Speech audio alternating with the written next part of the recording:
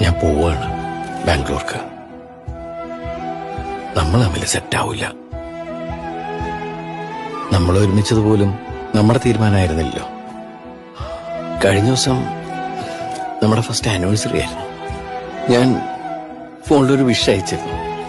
പക്ഷെ അതിന് പോലും നീ ഒന്ന് റെസ്പോണ്ട് ചെയ്യാൻ നീ ബിസിയല്ലേ? എനിക്ക് ഒരുപാട് ഇഷ്ടമാണ് നിന്നെ. പക്ഷെ ഇനി ഇങ്ങനെ മുന്നോട്ട് പോയാല് ചിലപ്പോ ലോകം കണ്ടതിലെ ഏറ്റവും വലിയ ശത്രുക്കളായി നമ്മൾ മാറും. എനിക്കത് സഹിക്കില്ല.